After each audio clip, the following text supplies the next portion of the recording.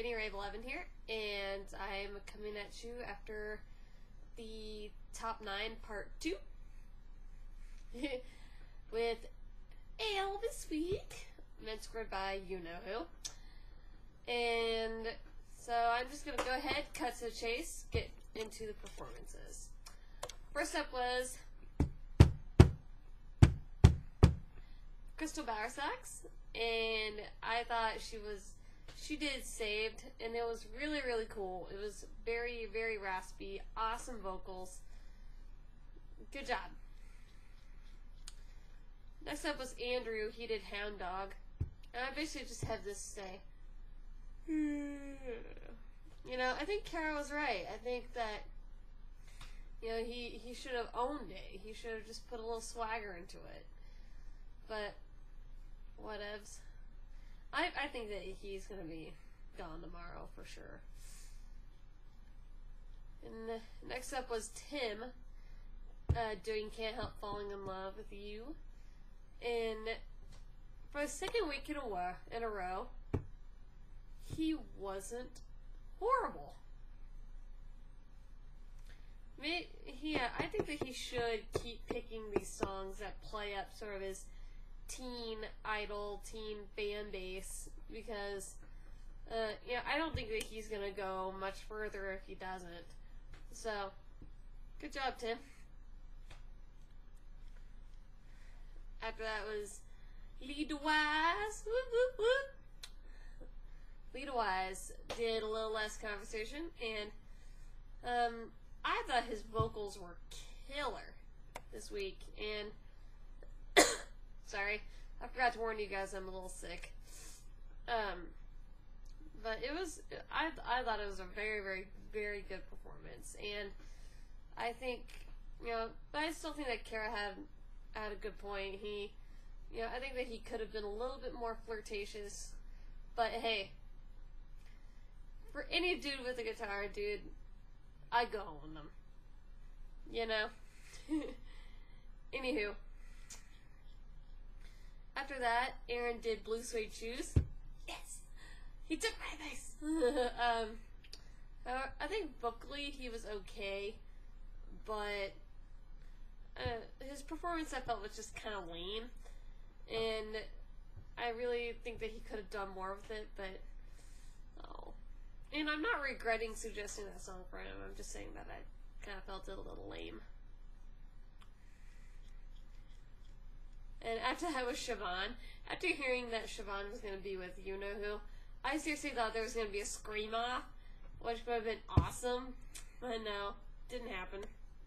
And she did Suspicious Minds. Sorry. And I really didn't think it was that great. We heard the return of the scream. Why? I don't know. But, I ideally she would have done better. Sorry. If she would put a little bit more pep into it. But I didn't really like her interaction with the judges afterwards either. With her whole, if I can't pinpoint who I am, why should anyone else have to pinpoint who I am? You know what? No, that is not our job to pinpoint who you are. You're supposed to figure yourself out as an artist first and deliver that kind of style of what you want to do. So, whatever.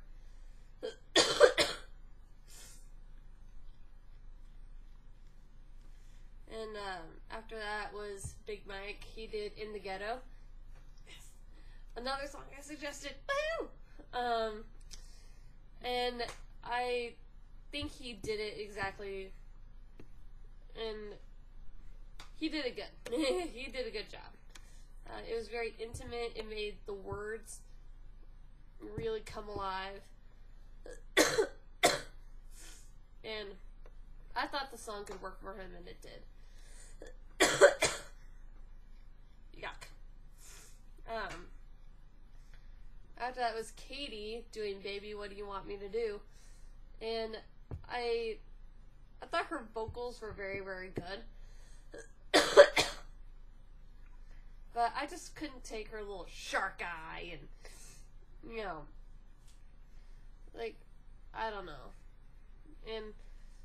But vocally, it was pretty good. So, good job.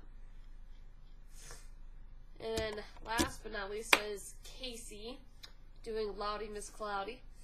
And he performed in the pit. Who told him to perform in the pit? Because seriously, if you were to ask Matt Gerard and Chris Allen last year, if performing in the pit was ever an acceptable idea, they would tell him no. I don't understand why he performed in the pit. It was such a bad move. And this is sort of when the momentum takes a backshift after last week. I still think that he's going to have momentum from last week. It just took a little bit of a backslide.